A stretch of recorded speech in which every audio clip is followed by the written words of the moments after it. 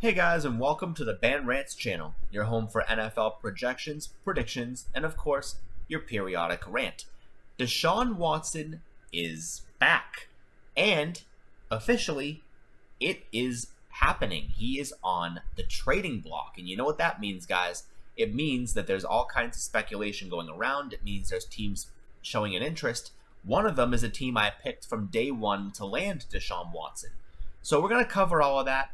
I'm going to go over the teams, but before I do, if you're new to the channel, please make sure to leave a like on the video, subscribe to the channel, leave a comment down below, and let's go ahead and get started.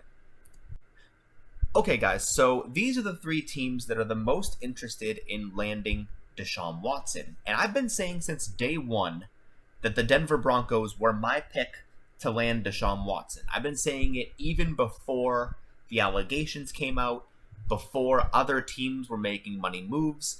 I've been saying Denver would land Deshaun Watson if he were available since day one, and that seems to be aging pretty well. Of course, there's other teams, and probably a lot more so, that would be interested in Deshaun Watson, but these are the three frontrunners. And this just came out this morning. John McClain from the Texas Sports Nation wrote, Eagles Broncos remain most interested in a Deshaun Watson trade.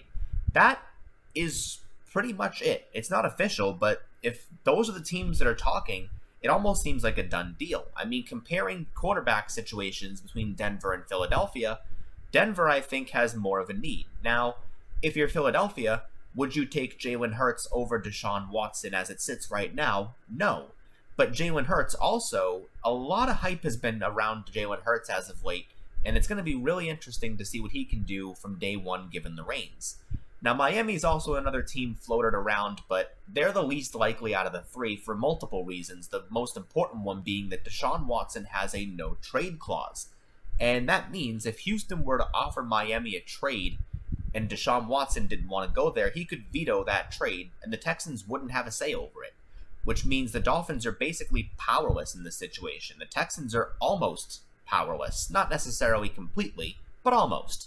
More power goes to Deshaun Watson and where he wants to go, but if the market price isn't right, the Texans aren't just going to cave. Now, between Denver and Philadelphia, these two are that John McClain story does ring some credibility to me because the Eagles do have a lot of offensive weapons, and Deshaun Watson himself has shown interest in going to Denver. I mean, this is, of course, according to former teammates that are now Broncos, and you take that with a grain of salt, but it does fit. I mean, the Broncos have Pat Shurmur as their offensive coordinator, and he is a quarterback guru. He is really good at developing quarterbacks. Now, Deshaun Watson already has a couple of interesting wide receivers in Denver should he choose to go there. You've got Courtland Sutton, you've got Jerry Jeudy in his second year. Noah Fant at the tight end position could be pretty interesting to see. He could be a sleeper tight end down the road. And of course, the running back position is probably the only question mark I have. You've got Melvin Gordon, but then you have the second-year man, I believe his name is Javonte Williams, that Denver grabbed, and that's going to be pretty interesting to see what he can do.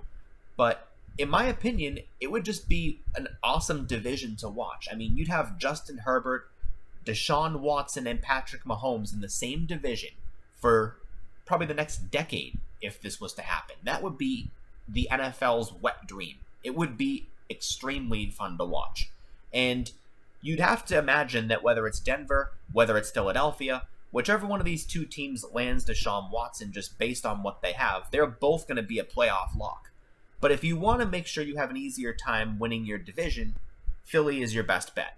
No disrespect to the rest of the teams, but Dak Prescott is not Patrick Mahomes. Daniel Jones is not Patrick Mahomes. Mike McCarthy and Joe Judge are not Andy Reid. Their front office does not have Brett Veach. Kansas City is going to be set for a long time. Dallas and the Giants, while they might not be totally irrelevant, don't even compare to what the Chiefs have. Philadelphia has a lot of offensive weapons that really just are not being executed correctly. And maybe Jalen Hurts could be the guy to do that this year. We'll see. But Deshaun Watson would have an absolute field day with Zach Ertz, who's already a Pro Bowler in his own right, Dallas Goedert, and have a great two tight end set that he never got in Houston.